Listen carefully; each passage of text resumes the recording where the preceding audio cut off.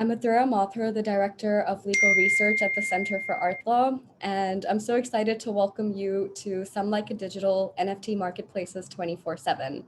Before we begin, and as per usual, let me let you know a little bit about the Center for Art Law and what we do. We are a Brooklyn-based research and education nonprofit, and we're dedicated to offering resources and programming to advance the arts and law community. Through our website, our newsletter, our events, we try to keep our audience updated on everything art law, including programs, cases, publications, movies, and a lot more. We also facilitate a ton of conversations by hosting and participating in programs such as ours today. And of course, this doesn't even begin to describe everything that we do. So we invite you to subscribe to our newsletter if you haven't already to receive updates, and also consider becoming a premium member to receive offers and discounts for upcoming events and access to our case law corner, articles, and recordings of past events too. We have a ton coming up this fall, including an event on poetry and legal justice just day after tomorrow. We have an event on B is for blockchain as part of our ABCs for Art Law series, a workshop on fan art and fair use, a primer on artist trusts, and this is just the first half of November. We have legal clinics on artist-dealer relationships, on legacy and estate planning, where we pair artists and attorneys together for one-on-one consultations. And we have a distinguished lecture on the Andy Warhol case as an in-person event coming up in December in New York. So you can view most of these on our website and register for hopefully all of them so that we can see more of you. A few of the usual housekeeping items for today. The program is currently being recorded for archival purposes, but we would love to see you. So please feel free to keep your camera on and microphones muted. Once the video of today's session becomes available, I'll send across a recording of it and a survey for the event as well. If you have any questions for our speakers, we'll have a question and answer session, so you can start putting them in the chat box below. Now, finally, I will hand it over to the founder of the center, Irina Tarsis, who will introduce the topic and the speakers. Thank you. Thank you, Athrea, and many thanks to our fall interns, Hannah and James, who helped prepare the handouts for today's event. This is our first Some Like a Digital conversation of 2022-2023 academic year, but this is our second season. And there are many more subjects in the digital realm that we can cover. So today we're talking about NFT marketplaces because we are all so familiar with NFTs. We know exactly what they are and who makes them, and we know where to put them. The question is, where do we get them as collectors, and where do we sell them as artists? So that's where our mind has traveled. But if there are other topics on digital collecting, digital born art, digital moving art, please let us know. There's going to be a survey going out together with the slides and the recording of this lecture. So for those of you who might have missed conversations on NFTs in general, or metaverse, or blockchain, or any other Some like a Digital conversations, they have been archived and they're available in the cloud. And we have the key to it, so just knock. All right. This gentleman is not a spry chicken, and he definitely was not a born digital artist, but he is one of the recent converts, and you guys probably recognize him. Frank Stella's works have been offered as NFTs through a new NFT marketplace called Arsenal. I think it's quite interesting to see that the works are now available on OpenSea. What does that mean? And the primary offerings apparently sold out. So what does it mean in terms of resale value, right? It's one of the promises that NFT spaces have been making. Artists whose works resell are more likely in this space to collect resale royalties. So this is one of the conversations that I would love for our speakers to engage in. And in general, where do you go to get your NFTs? In the handout, there's a list of various marketplaces. OpenSea, as I mentioned, is one of them. Nifty Gateway has a great title. CADAF, we are very fortunate to have the founder of CADAF with us. They have moved from being the first digital art fair to participating in the NFT marketplace space using Tezos. Tezos money, Tezos blockchain, we'll find out soon enough. And there are many, many other marketplaces, Super Rare, etc. Warhol is not in person, but in spirit with us, but Super Rare has a few Warhols. Nifty Gateway has no Warhols. It's quite interesting. I don't know what that means in terms of copyright, maybe publicity rights. So we'll discuss those.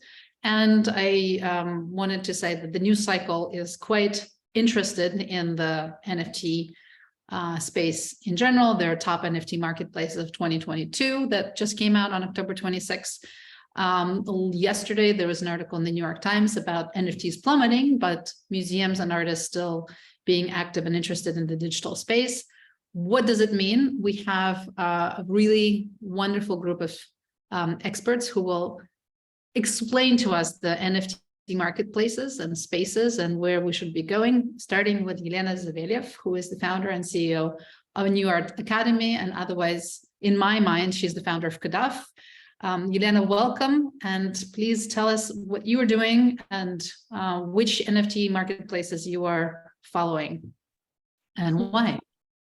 Thank you so much, Irina. Thank you so much for having me. It's a real pleasure. Thank you for everyone to join.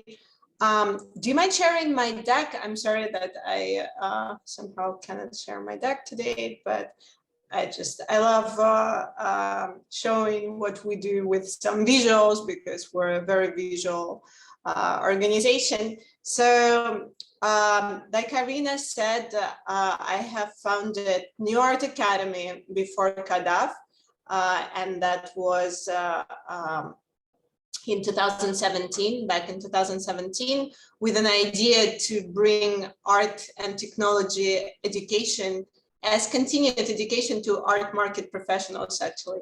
I've been working in a more traditional art world before that. I've been working at Crisis, at different art and tech startups, and I always felt like there was a lack of actually professional education for people who work in the art market, besides Sotheby's and Crisis Education. And so in 2017, we started organizing events and conferences on art and tech, in particularly art and blockchain. I had rather big conferences in New York and in Basel with Forbes and with NYU. And then at some point we realized, as me and my partner, we are both from, working with the art fairs and the auction houses, but then we realized that there was no art fair that was actually focused entirely on digital art at that moment. And, for those of you who remember, there were different attempts to create digital art fairs before, but they mostly focused on just one medium, or digital art as a medium in itself has been so out of the market that it wasn't easy for these people to maintain really digital art fairs. We can go to the next slide, but so in 2019 we actually created our first digital art fair in New York, which was a big success. And the idea was to show the diversity of digital mediums in the personal physical setting, to show how digital art would look at collectors' homes, in museums, and in the galleries, just to have it all in person. Actually, some of these images are from the first CADAF. And we also, since the New Art Academy is more of an educational arm, we also had a lot of talks and panel discussions. And so there it just kind of started. And since then we hosted larger art fair like that in Miami. Then during the pandemic, it was all, just before the pandemic in 2020, we switched to hosting virtual art fairs, where it was pretty similar in the setup. So we invited digital artists and galleries to show a variety of digital art projects, blockchain project. That time it was still not NFTs. There was no word like that, but blockchain projects, CryptoPunks were, it's just like a blockchain experimentation project.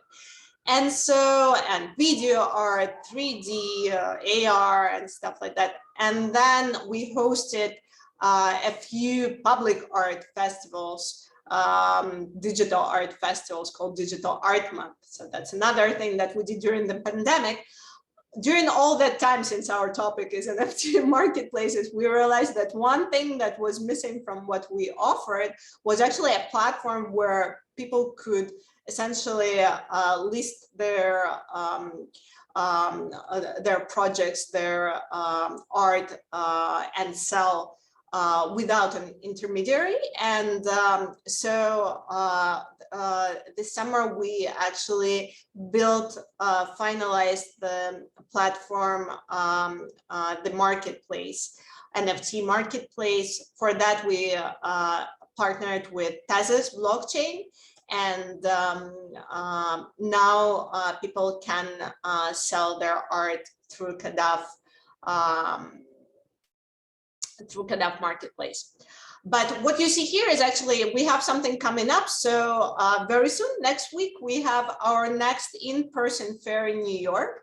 So it's going to be on 4th, 3rd, and 5th for those of you who are in New York. It's a beautiful space at Web3 Gallery, which is also a new Web3 space. We will make it very interactive with over 150 artists, I think, at the end of the day participating, galleries, curators, a lot of programming talks and panel discussions that we're finalizing, and immersive video room.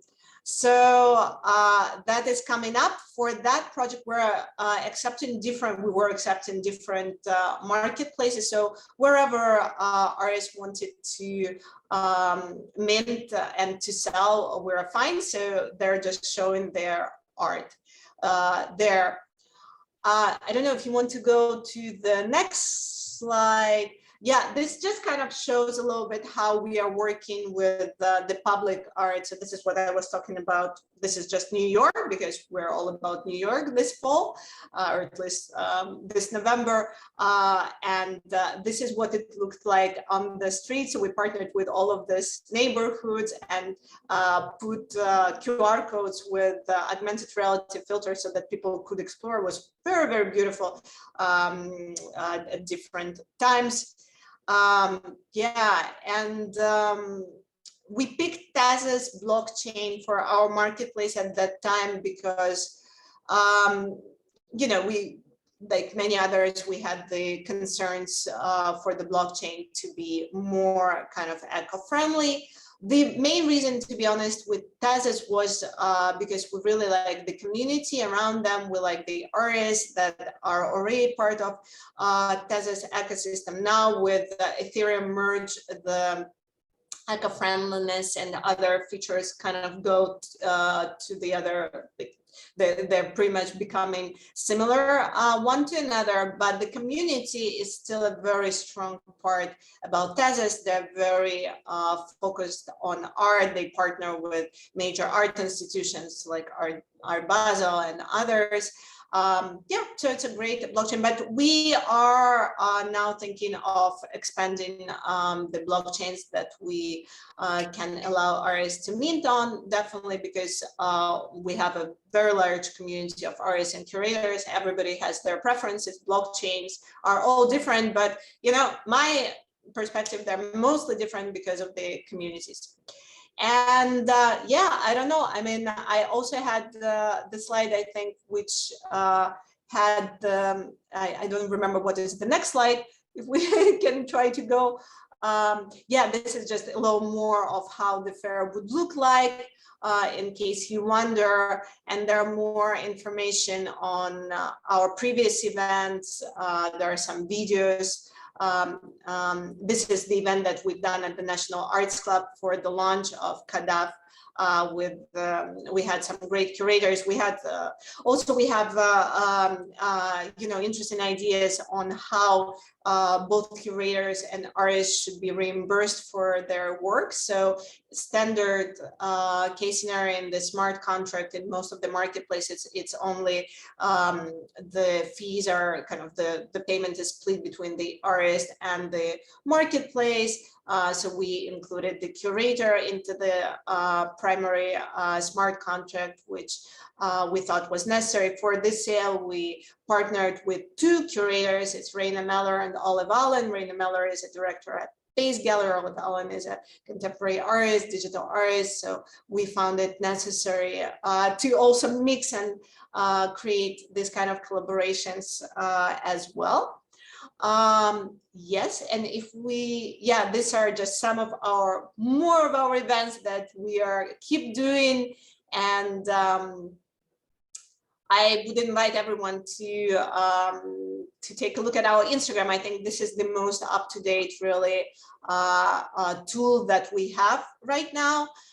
We are starting to post the confirmed artists, galleries, and all the participants to CADAF fair in November. We're very excited to have Arsenal as a part of the upcoming CADAF fair as well. So we'll have some Frank Stella there, and we'll hopefully hear from them as well. So it's a really exciting world. I don't know, I'm now also teaching some classes at the Sotheby's Institute as a CADAF. We are teaching classes at Christie's Education, and there are a lot of questions. What's going on now with the NFTs? Is everything going down, going up? What's going on? So I feel like it's a really good moment, and I'm excited to see the new projects that are coming up. And I do feel like right now is a good time for the quality. Oh, now there will be a lot more. So yeah, this was Miami. That's about it. I think that's great. So thank you so much. If you want. It keeps firing on its own. It's pretty. It decided to show you what. Good. So again, please let me know your questions. Happy to answer. Elena, I don't think we can hear you. Oh, you cannot hear me? Oh, we can hear you. Great. Okay. Well, I think that's pretty much it. That's a short intro about CADAF and New Art Academy, and happy to answer any questions. These are just good things about ours. A lot of press, and but really the good way to see what we're doing is our Instagram. Elena, this is Shirley Muller. I've written on this space for Psychology Today. One of the burning questions in my mind has to do with the secondary market for collectors. I believe, and correct me if I'm wrong, that it's spotty. For example, the Takashi Murakami that Gagosian handled, the really famous artist, and his work generally sells for nothing but a vertical fashion. His NFTs did fall in value. I'm just taking that as an example because I know others have increased enormously in value. But can you address my question, please? About the secondary market. It's a great question. I would love to also have Sarah to join for that. I mean, secondary market is definitely one of the pain points. On CADAF right now, we only offer actually primary market. I think, Shirley, right? Yeah, I think that the good way to think about it is that, in general, digital art market is very, very new. So both the primary market is just, you know, simple, because you have all the creators who want to put the works for sale. And then when there is a lot of excitement, a lot of sales take place. Secondary market, and especially with, you know, specific artists, maybe coming from more traditional art world, it's something that still needs to be built and developed.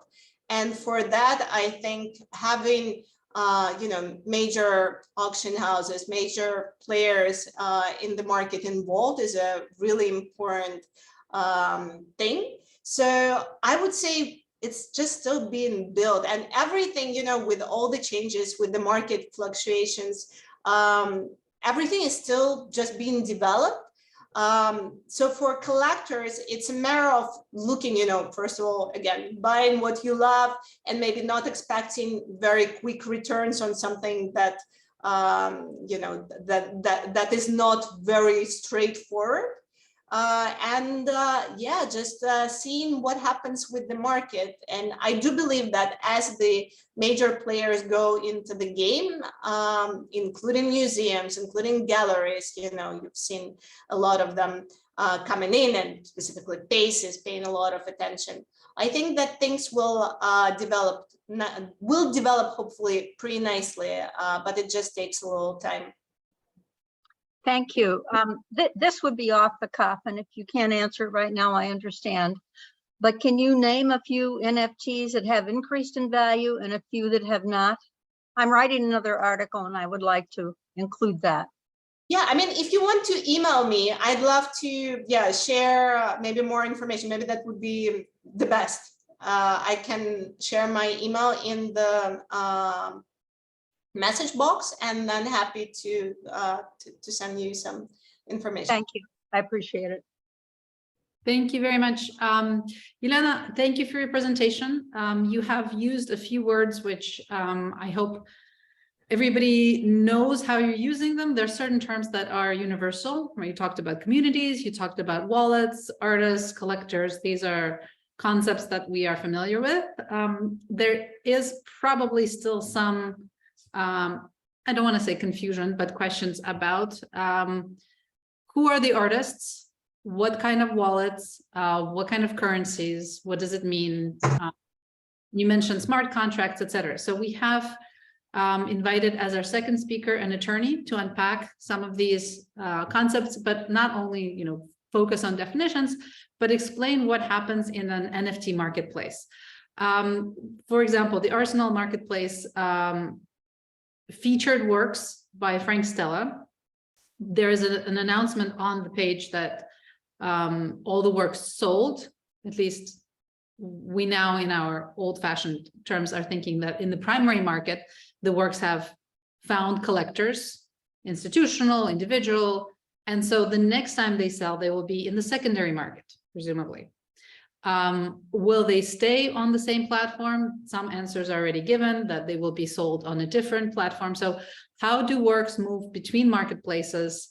What should collectors think about when they go to marketplaces? What should artists think about when they seek to mint works? Which marketplaces are they able to enter? Which marketplaces should they be gravitating towards, if there's such a, you know, direction that we can give? So welcome back to Sarah Odenkirk, who has joined us for a conversation on public art, very physical aspect of art creation. And today she will talk about digital NFT marketplaces and the contracts that come in these relationships. Sarah, welcome back. Thank you very much. Thank you for having me on, and I appreciate all the people who have joined us here today for this conversation. I do not have slides as part of my presentation, but I do want to touch on a couple of the things that you just brought up, Irina, and that Elena also brought up in her presentation regarding the marketplaces. And so you've posed a couple of different questions about wallets and currencies and the manner in which the marketplaces work. And I think this is a really important area to focus on, because there is a lot of confusion. And part of the reason that there's confusion is that everybody would love to see interoperability. I shouldn't say everybody. Many people would like to see interoperability amongst platforms and marketplaces, but that's not really the way things are working at this point. And so we've got a little bit of a gap between the ideal scenario for NFT sales and marketplaces and what's actually in existence right now in reality. So Elena talked about the Tezos blockchain, which is a proof of stake blockchain that has done some really excuse me, interesting projects in the space. They've been very, very supportive of the art world and the art marketplace, which is fantastic. Excuse me.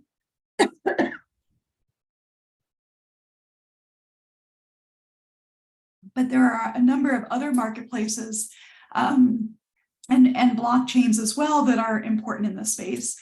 Ethereum, of course, is the most prevalent of the blockchains that's used to mint work. And that's primarily what OpenSea deals with in their marketplace, although they've expanded to Polygon. And I believe they have plans to expand to other blockchains as well. You know, Elena talked about her marketplace also expanding in terms of the blockchains that they accommodate. And the reason why this is important is that when you mint a work, when you create an NFT on a blockchain, you're using a particular smart contract. And anybody who's heard me speak before knows that I hate the word smart contract. I find it to be really not descriptive about what it is. What it actually is the code that makes up the NFT, not anything that really dictates the terms of the relationship. And so that's where we need to look to some other mechanisms for actually having contracts involved in the process. But the smart contract creates the NFT and it's specific to that blockchain, unless there's a relationship between that blockchain and other blockchains or other marketplaces. So a lot of blockchains now will have bridges, what they call bridges, from that particular currency or that blockchain to generally to the Ethereum blockchain, so that NFTs created on one chain can be sold in marketplaces that deal with the Ethereum blockchain as well. So we're seeing some relationships beginning. One of the issues that comes up frequently that I think is really important to focus on and be aware of, because it is one of the reasons that artists are very enthusiastic about NFTs, is that resale royalty contracts are separate from the contracts that create the basic NFT, and they're layered on top. And that's exactly where we see a lot of the breakdown happening. So in terms of supporting artists, it's really important for them to understand that even if they mint their NFT on a blockchain that has a relationship, say, with Ethereum, so they mint on, you know, Polygon, and it can be sold on an Ethereum-based marketplace, there may be a disconnect when that NFT goes from one marketplace to the other, that results in the resale royalties contract part of the NFT being lost. So we don't yet have a wonderful way of exchanging and working from one marketplace to the other in a seamless fashion. So what I would say, from my standpoint, one of the biggest areas that I'm working on and that I advise people on at this point has to do with the development of interoperability and the development of protocols and standards. And only once the space really starts adopting clear and consistent protocols and standards across the board will we start to see that interoperability work in a more efficient way.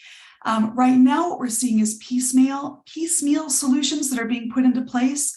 And the problem with that is that each marketplace and each platform is competing for attention and competing for people to come and work through their particular platform. It may be that at some point after punching it out over a few years, somebody does come out on top as the winner. But I think that the more inclusive and community-based solution would be to bring everybody together to develop these standards and protocols in order to agree on the way in which we want to be interoperable and the way in which we want to build.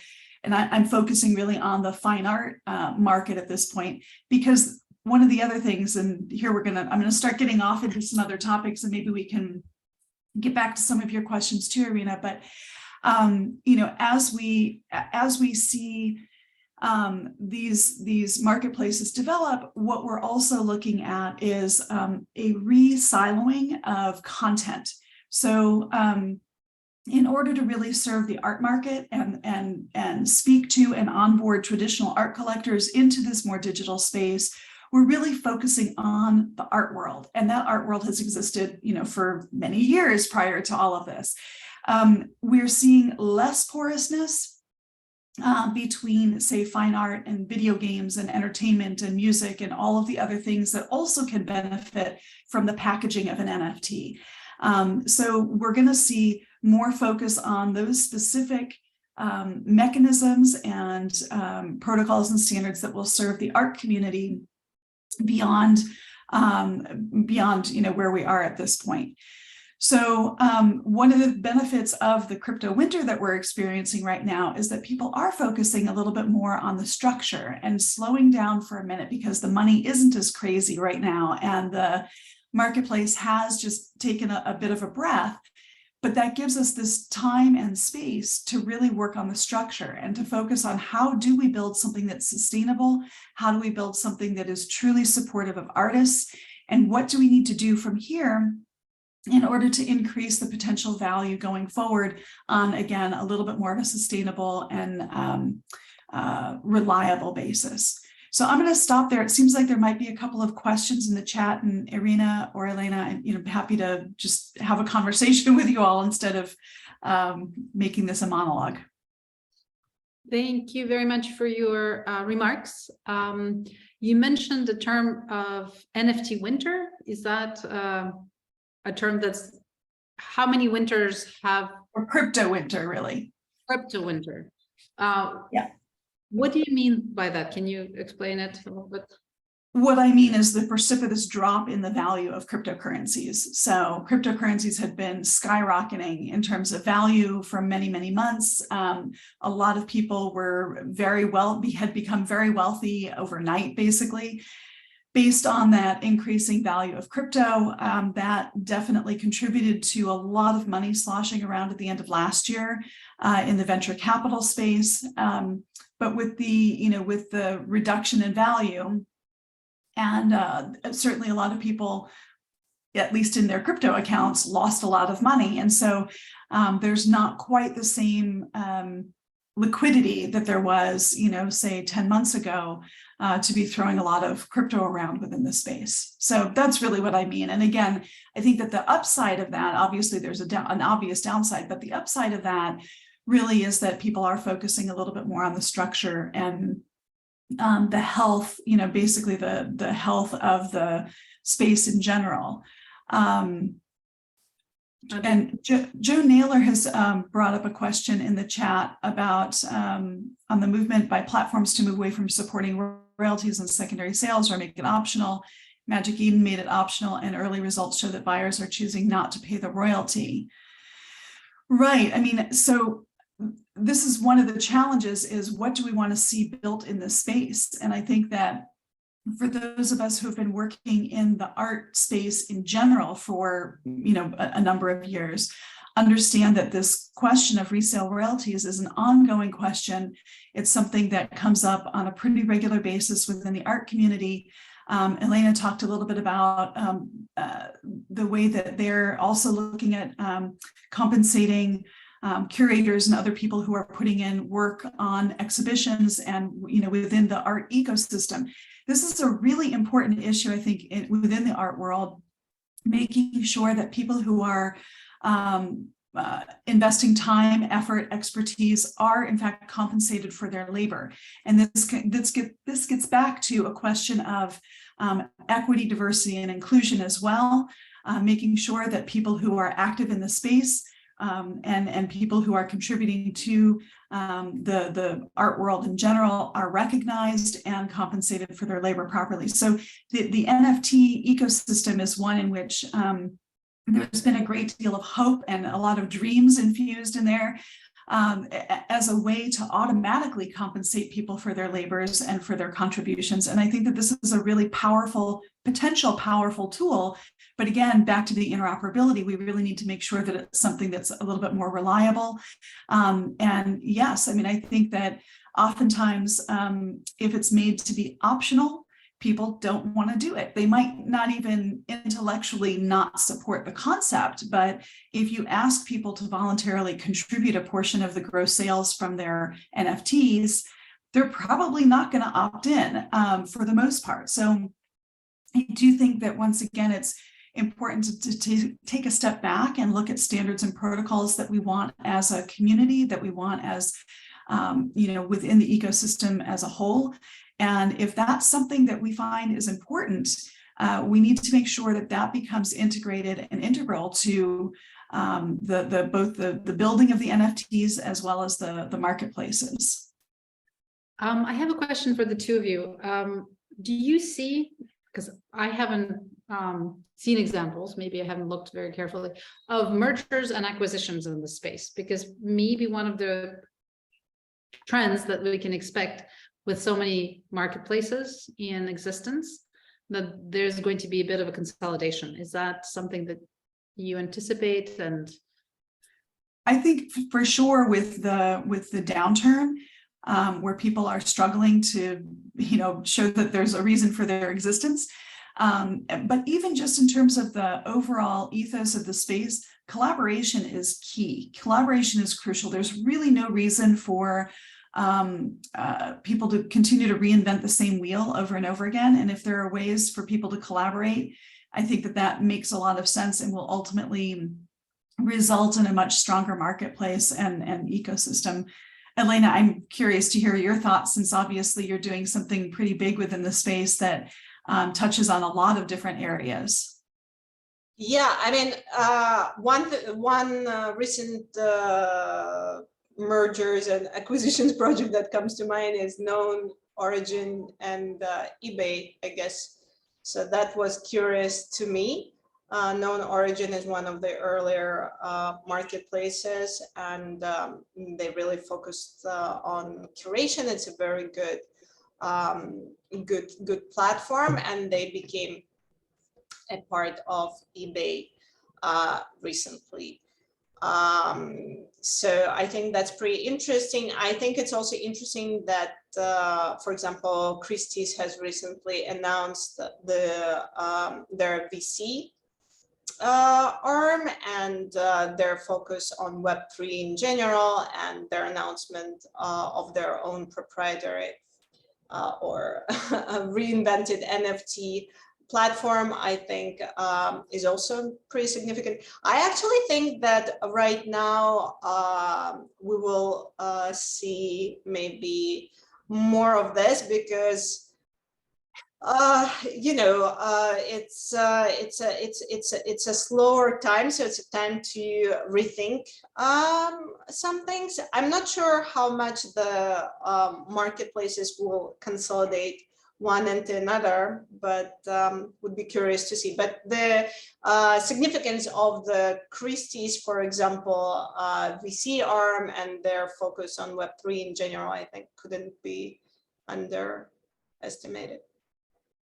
Yeah, I think that one of the things that's interesting here too is the role of auction houses within this space that has, what we've seen over the last several years is that auction houses have been looking for different ways to get into primary market spaces. This is, before even the NFT stuff hit.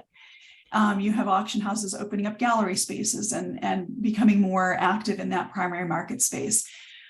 With the NFTs, auction houses have for sure taken a lead in that space and have been in many ways tastemakers and at the very, very forefront of what's going on in terms of sales within the NFT space.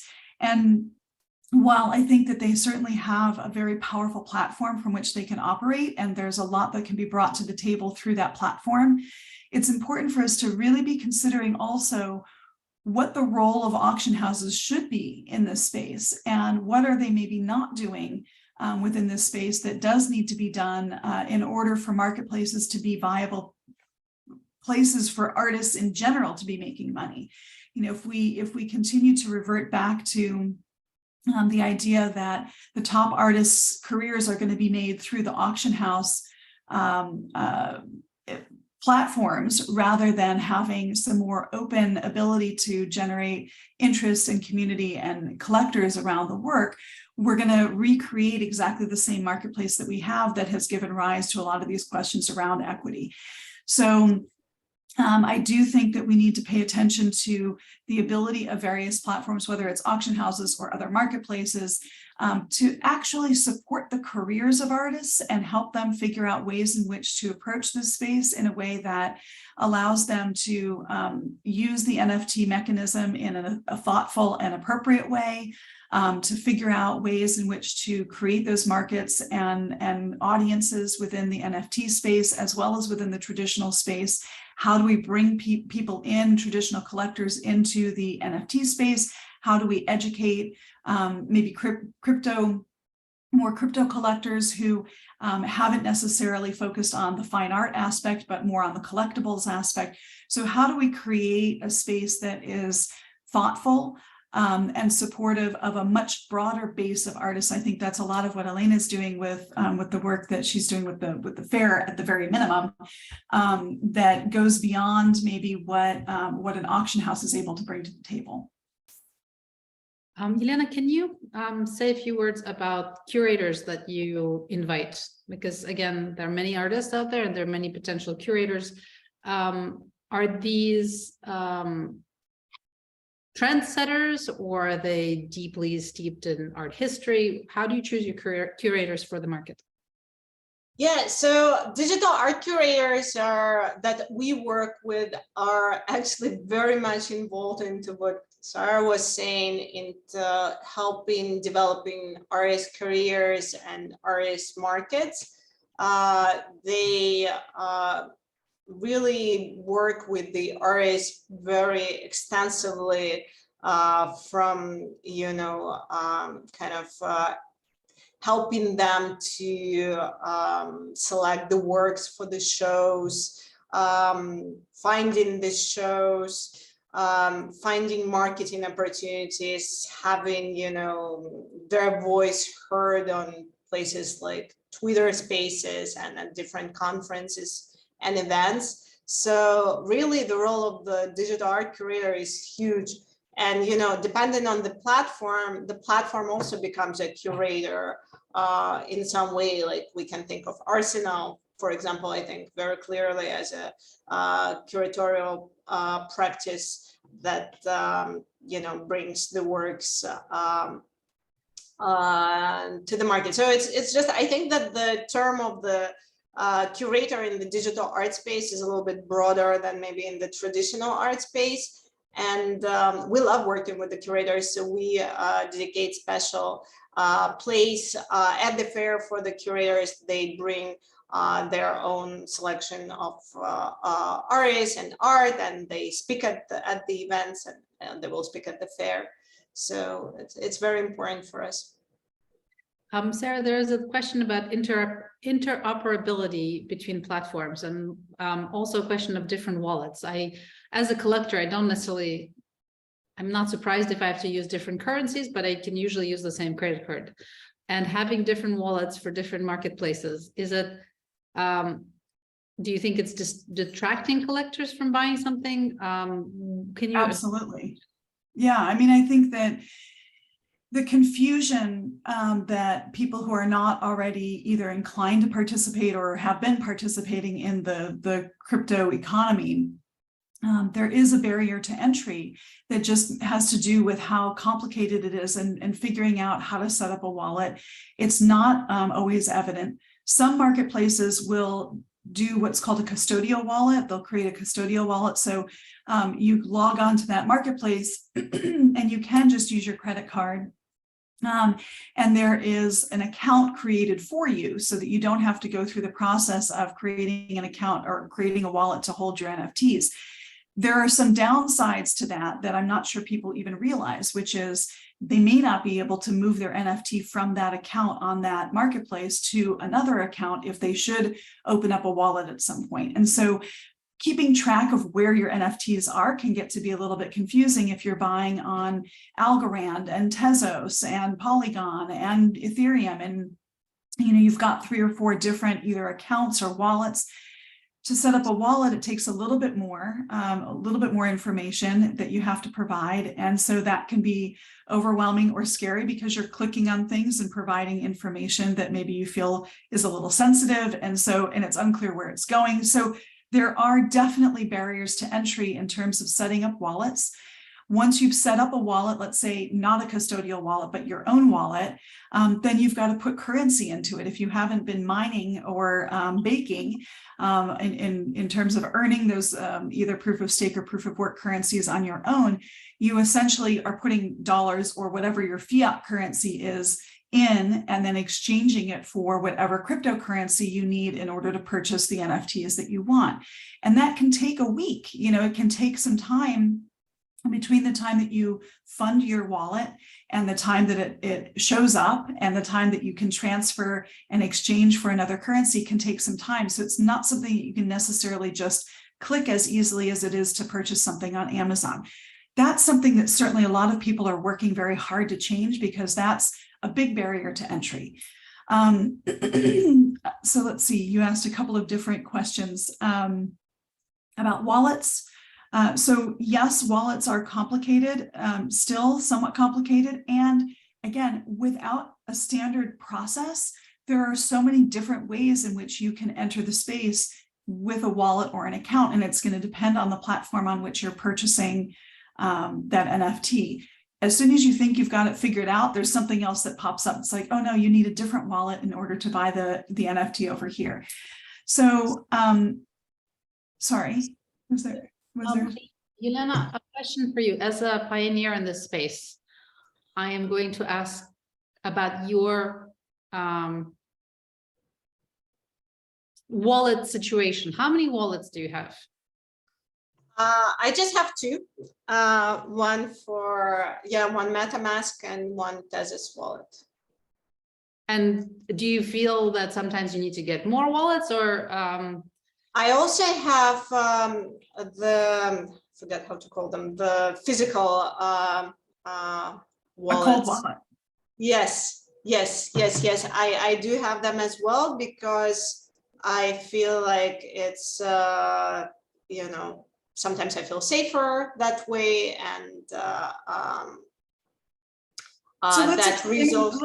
let's explain the difference there too, because I think that's a really important point that you bring up. Hot wallets are the ones that are online that could be hacked. Cold wallets are hardware wallets that you download your assets to so that you have access to them through the use of essentially like a USB, flash drive kind of stick. Yeah, I think so. And oh, good. Visual aids. Yeah. And you can't really see it. But it's essentially a small piece of hardware that you can load your NFTs and crypto assets onto, which is a little bit more secure. But it can be somewhat cumbersome also. And if you lose that, then you've got to go through the whole recovery process. So it's still not a perfect or ideal way of managing digital assets. Yes, I agree. It's like the whole thing with the adoption of the NFTs and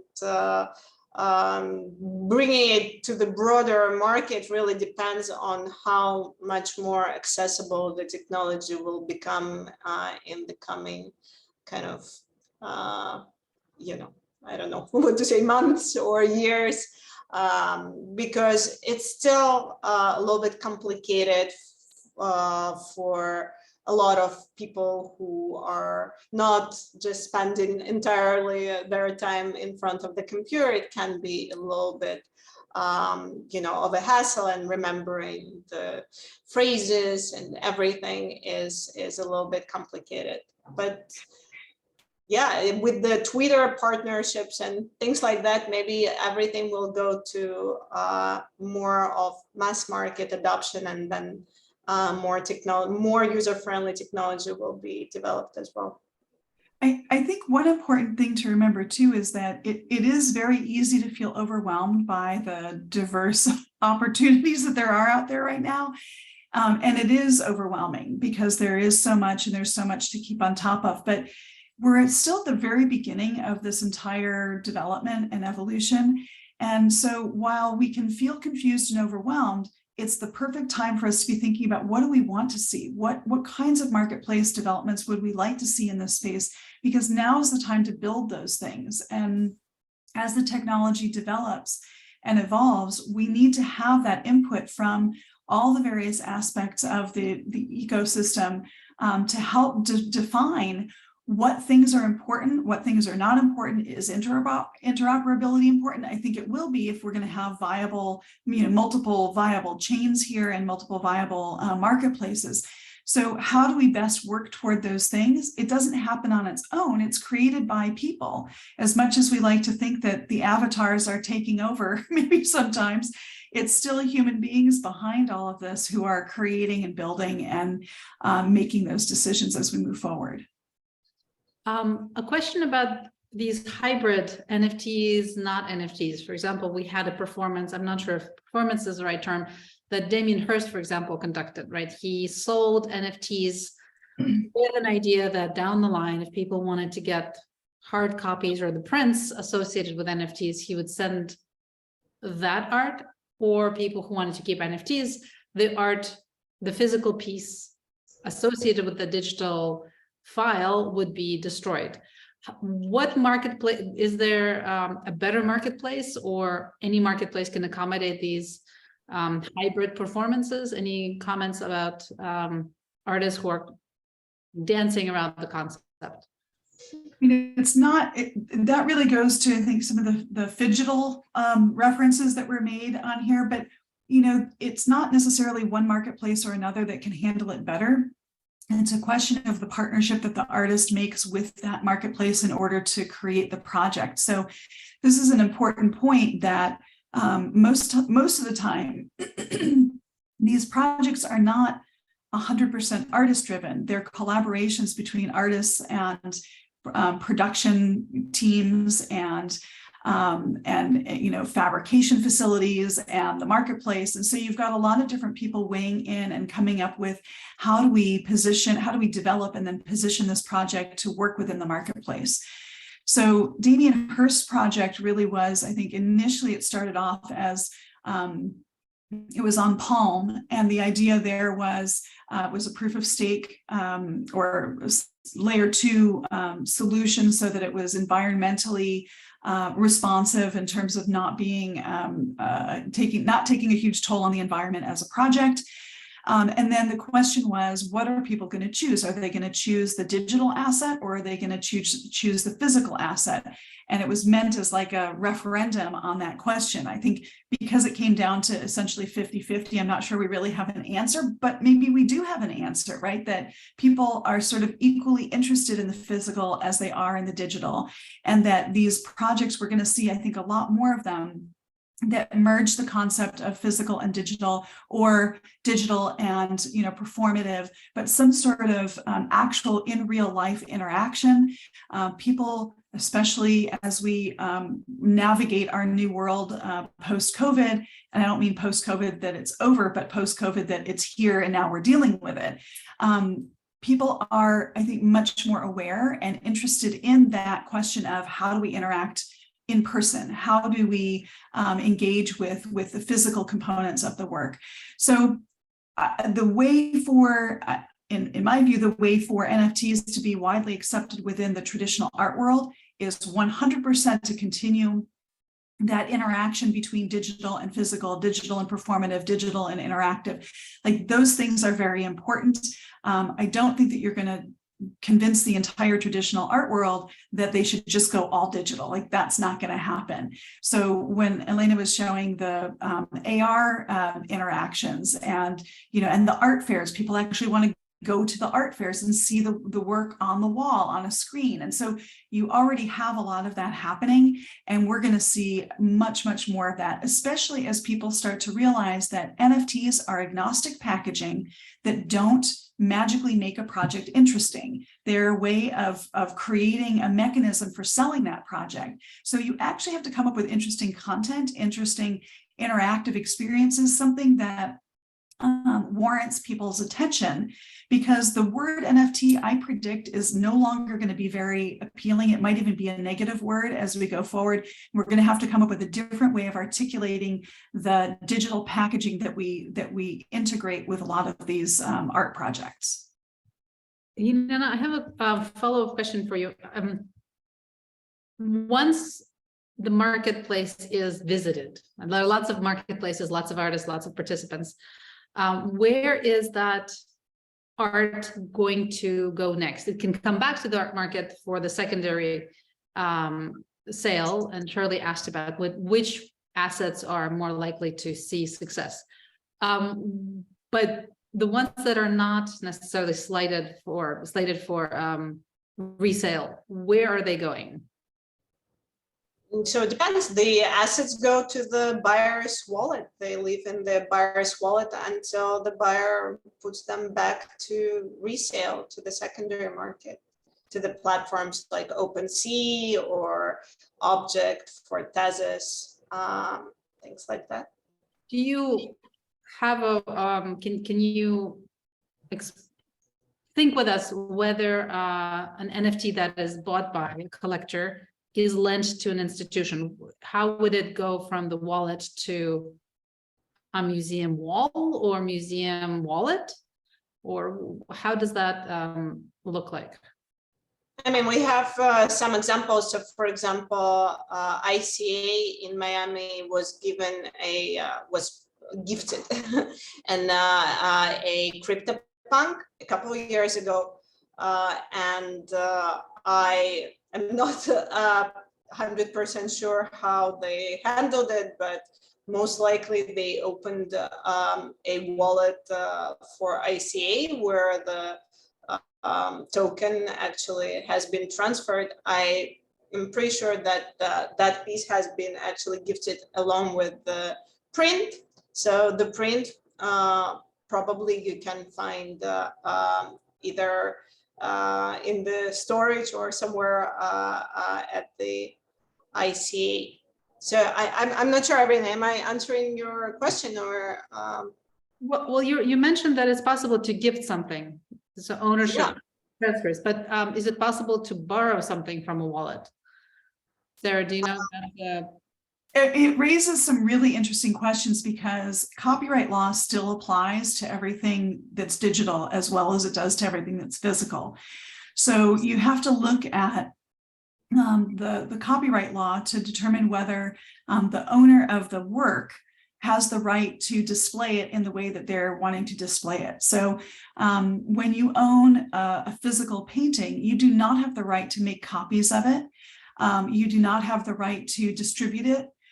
You do not have the right to show it in more than one place at a time, right? When we're talking about a physical work, that's pretty easy to regulate because there's only one of them. When you're talking about a digital work, it becomes a little bit more complicated, but we're going to, we will see, I am sure we will see controversies around this, and the courts are going to have to weigh in on what it means to appropriately display or not display under the regulations that are already in existence within the copyright law.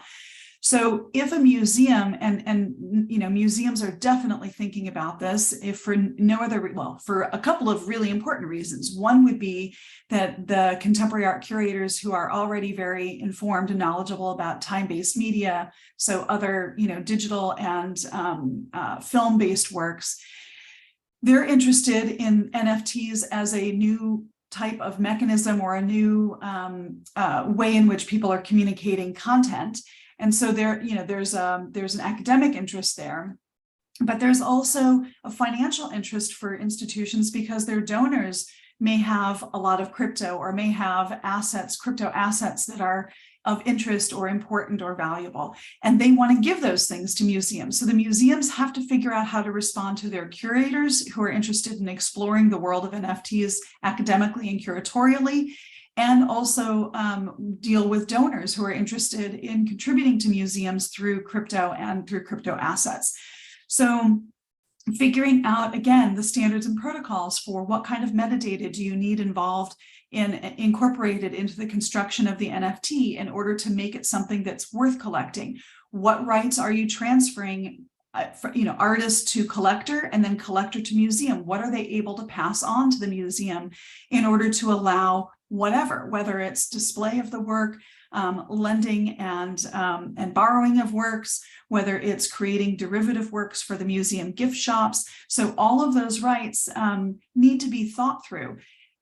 Many of the NFTs that exist today have not given any thought to any of those issues. And so we're going to see a lot of controversy and conflict around those that have some sort of enduring value and end up being incorporated into some of these situations. But going forward, again, this is a great area for standards and protocols to be focusing on to make sure that either what we're doing is building it into the way that NFTs are constructed now, or creating additional tokenization of those rights that can be transferred at a later date and deployed as a way of giving rights to do certain things with work. So that was a very long way of saying it's a problematic area for sure. It's not evident and obvious what rights necessarily you can't make a blanket statement. You really have to look at it on a case-by-case basis.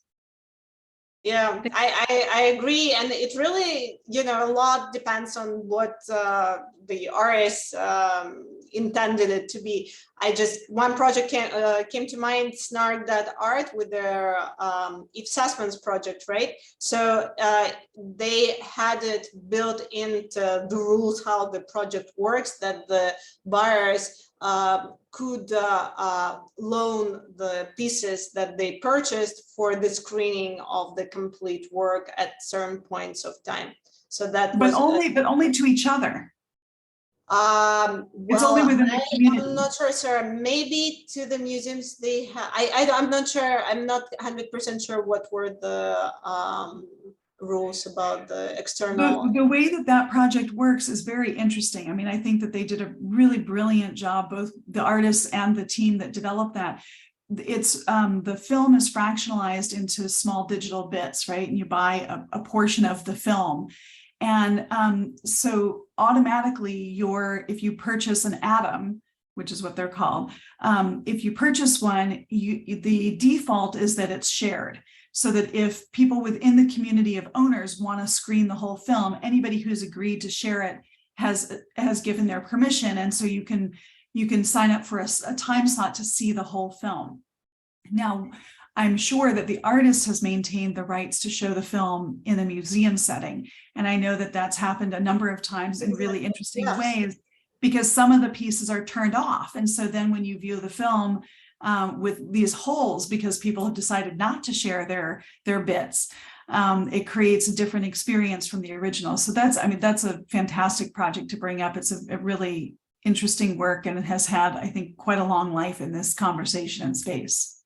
Yeah, and it originated, I think, also around 2017, maybe 2018. So that's a very early work. Very early project. Elena and Sarah, thank you very much for being our guests today. I think maybe the idea of borrowing the art from the NFT marketplaces can be incorporated at some point into the future Web 4 version or the future NFT marketplace development. I presume NFT marketplaces are open 24/7. Is that correct presumption, or sometimes they are closed for unless they crash? Unless they crash, yeah. We are really grateful for your time, and we look forward to seeing you not only shopping at marketplaces, but also at fairs and at other conversations on artist rights and other art law topics.